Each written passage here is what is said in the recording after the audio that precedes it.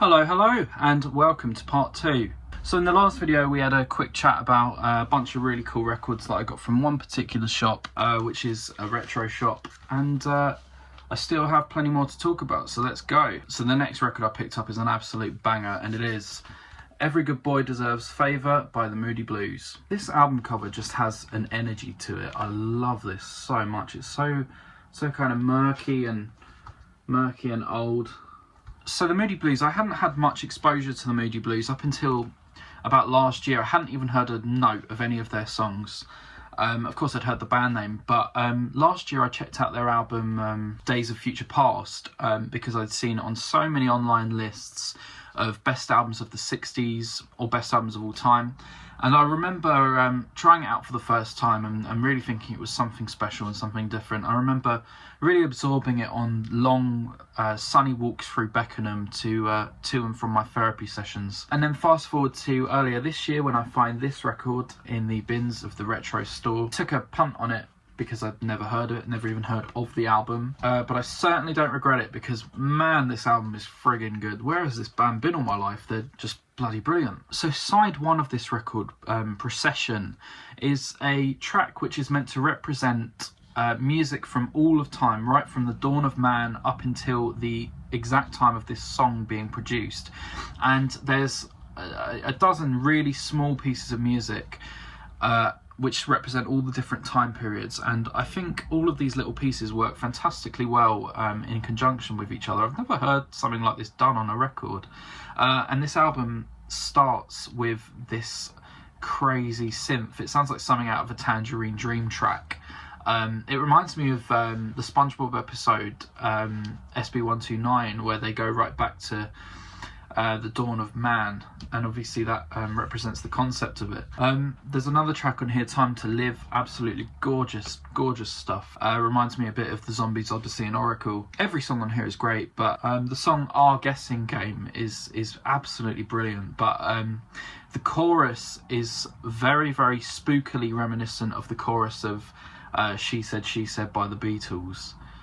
Bears quite an eerie resemblance. And then you've got the track After You Came, which has got this fantastic acoustic guitar sequence, chord sequence intro, and it really reminds me of the late 60s stuff of bands like the Kinks, and also the early Move stuff with Roy Wood and Carl Wayne. I've listened to this album several times. I was listening to it in the bath the other day to kind of revise for this video. And I just think it's fantastic. I think it's so good. One thing I love about a lot of old sleeves from the 70s is that they have this real, it doesn't really show up on camera, but they've got like this textured sleeve that you don't really see these days. Just feels pristine. And then a little while after picking that one up, I also picked up another Moody Blues record, this one. And this is the Seventh Sojourn. I think this was the follow-up album to that one. And I haven't spent as much time with this, but it might actually be even better than that album. So this is just gorgeous music. There was one moment on here which transcended anything from this time period. It actually reminded me of a trip-hop track. Like I say, this band are just totally brilliant. I don't think the Moody Blues records are really hard to find on vinyl, actually. I think you can get them all quite cheap, most of them anyway. What I do like about this is that it comes with a poly-lined inner sleeve. Always like to see that, and because of that, all these records have been preserved so nicely throughout the decades. You know, absolutely wonderful condition too. I can't speak in too much detail about this because I've only listened to it a couple of times, but so far I just thought it was absolutely beautiful stuff. You know, some of the really melancholic King Crimson stuff, you know, it reminds me of sort of similar to Wake of Poseidon, that album. So right, the next record is the first one which I paid more than just £3 for. So all those records that I've just shown in the last video and the Moody Blues ones, they were all just free for a tenner, so good bargain. And a couple of these ones I'm about to show were individually priced and more expensive.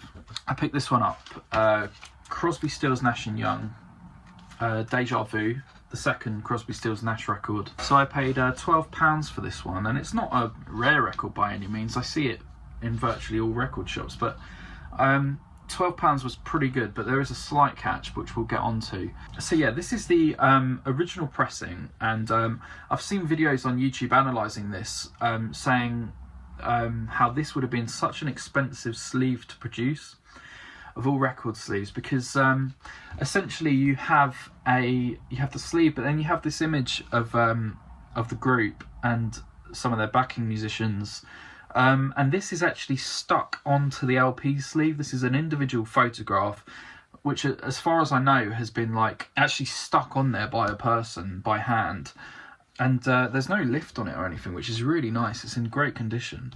And then, of course, you have this fake leather feel about the whole thing. Love a bit of fake leather on a vinyl sleeve.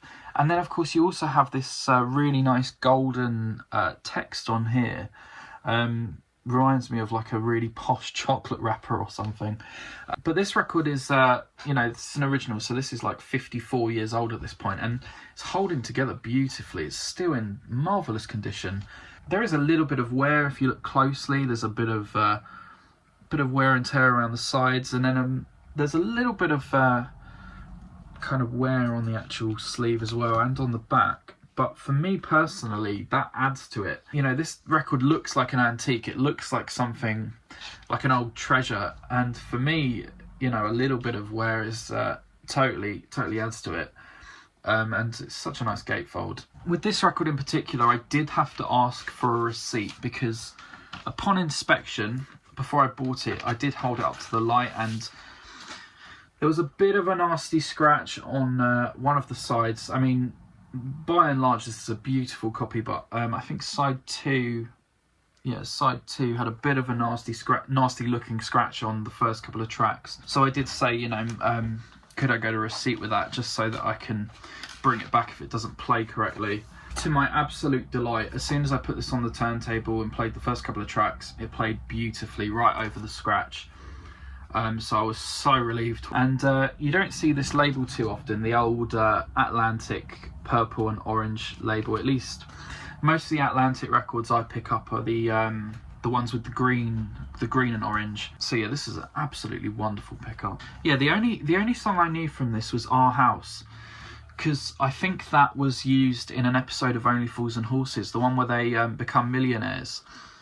And I think it might have been the original song on the original broadcast, and then when they re-released it on VHS, it was a cover of that song, probably due to licensing. But listening back now, that's a beautiful song, beautiful kind of late 60s kind of, I don't know if I want to call it Baroque pop, but it's in that kind of space of things. So yeah, the story with this is kind of interesting, because I'd never really listened to Crosby, Stills, Nash too much. Obviously I've heard the name, in many vinyl videos, being a classic kind of, I suppose, early supergroup. But yeah, never really listened. And then I saw that record in the shop and thought about getting it. And then, came back to the shopping town a few days later with some money, and it was on my kind of things that I was thinking about getting.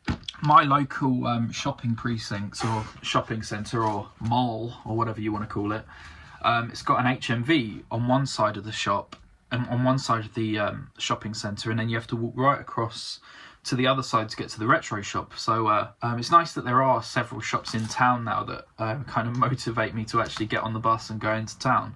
But I went into the HMV, and I always head straight for the reduced records bin, because HMV is so expensive. I really don't want to be paying like £35 standard for a record. It's just way too much. But if you go around those bins, you can often pick up the odd record for £20 or £15. So I did, and they had this one for £21, I think. And what I will often do is, if I haven't heard a record, I'll and I see it in the bargain bin, I'll flip up Spotify on my phone, put the album on whilst I'm browsing, around the whole store, see if it's something that I like the sound of, and if it instantly... Laurie just went past. If it instantly kind of captivates me, I will take the punt on and buy it.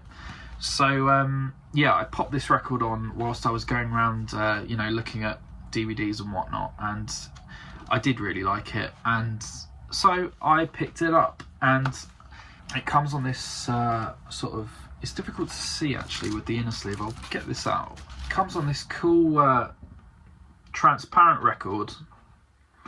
The only other record that I've picked up that's transparent like this was Prince's Diamonds and Pearls. I was listening to this whilst I was going around the shops. But anyway, I had that in my shopping bag, departed HMV. I did actually pay for it, I should clarify. I didn't just walk out with it. And then walked right down to the retro shop, and luckily they still had this in stock. And based on the strength of that one, I just picked it up. It was 12 quid. Got me receipt because it was a bit scratched. So I went from having no Crosby, Stills and Nash to having these two wonderful records within the space of about 10 minutes. And it was a really cool day. I was listening to both of those records when I was going around town doing my shopping. And it was just such a cool vinyl buying experience. You know, when you have those really excellent experiences going out and buying several different things. So yeah, that was absolutely fantastic. Just safely put these on my bed so they don't start falling over. So this next record was another cheapy one. This is Simon and Garfunkel with their greatest hits. I do own all of the... I think I own most of the Simon and Garfunkel albums because they come up in charity shops an awful lot. So I pick them up. But I thought, why not have them all on one record? And, you know, who doesn't know this album cover? I think there was quite a few live tracks on this one, actually, if I remember. I listened to it once. And, you know, I quite enjoy a bit of Simon and Garfunkel, especially the last two records they made, Bookends and Bridge Over Troubled Water. But if I'm being honest, I actually do prefer the Paul Simon solo work. So I picked this up in the retro shop, and this costs £6. Now, I did actually already own this record. Picked up this record on CD way back, about a year and a half ago, and it was really the perfect introduction to Paul Simon and his solo work. I mean, I remember 50 Ways to Leave Your Lover. I remember actually doing a cover of that at school in Music Tech, where you go into the studio and record a song. So I knew that song, and I also picked up the Graceland record a while back. But yeah, this is the CD copy. Just keeping that inside of the sleeve of the record now. Yeah, nice to pick it up on LP. It was only £6. I think it really nicely compiles what Paul Simon was all about in the 70s, and it's just kind of got cherry-picked all of the greatest tracks from those great solo records, the early ones. And then you also do get a couple of exclusive tracks. So I think this album has a lot of merit just as an album, not as a compilation. So the record starts with Slip Sliding Away and Stranded in a Limehouse, which are two of his finest solo tracks. And they were exclusive to this compilation for a long time, till they were reissued on other compilations. So yeah, this is just a lovely LP.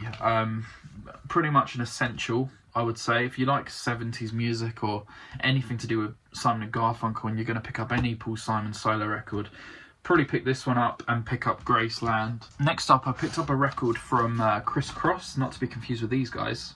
So this is Christopher Cross with his, what I presume to be his debut self-titled record.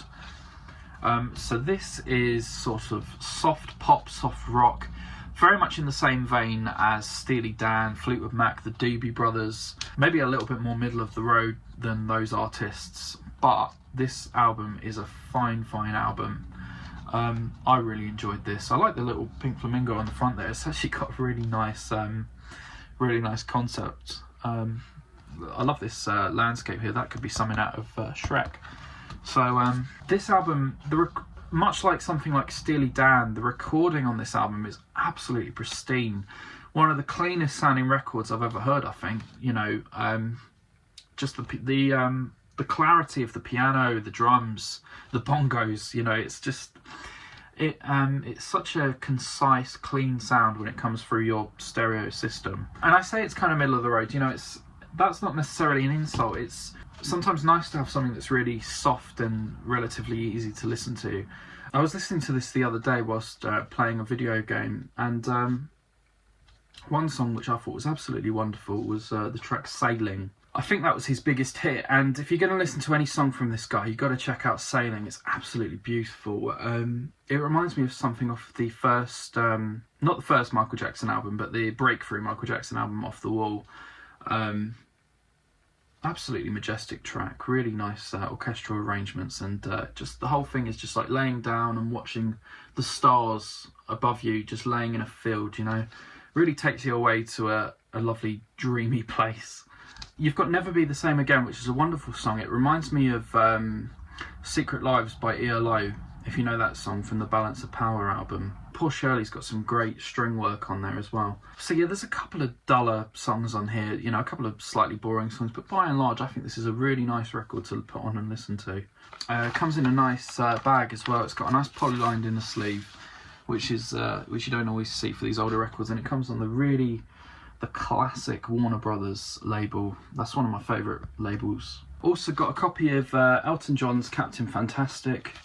Surprisingly, never owned a lot of Elton John. I'm not the biggest fan, I suppose, but I can enjoy his music. I think this is an early 80s pressing of the album. I think there might have been a gatefold version of this, but I do like the artwork a lot. It reminds me of at Crystal Palace Park, the cafe used to have these illustrations of kind of what the park would look like in Victorian times, and this really reminds me of that artwork. It takes me right back to my childhood. Can't say too much about this, I've only spun it once. Quite reminded me of the first two Scissor Sisters records, which are two of my top favourites. I suppose they would have been very influenced by Elton John, among other things. So the next record is Johnny Winter with his Still Alive and Well record. I remember years and years ago, I became really obsessed with the Edgar Winter Group and their song Frankenstein, and we were really into that and used to watch the Old Grey Whistle Test video of that. And I remember shortly after that we went record shopping in Croydon and tried to find one of his records. Couldn't find it anywhere, but I did find this one for a couple of quid. Still Alive and Well, and I think I gave that copy to my brother, so good to pick up another one. The sleeve is coming apart a bit there, but that's not a problem because it is actually in really nice shape. Johnny there looking great, quite a few photographs of him on there. So yeah, I remember listening to this record quite a bit. I remember Cheap Tequila, All Tore Down. There's a lot of really great bluesy rockers on here. Johnny Winter was just one of the greats in terms of blues rock guitar.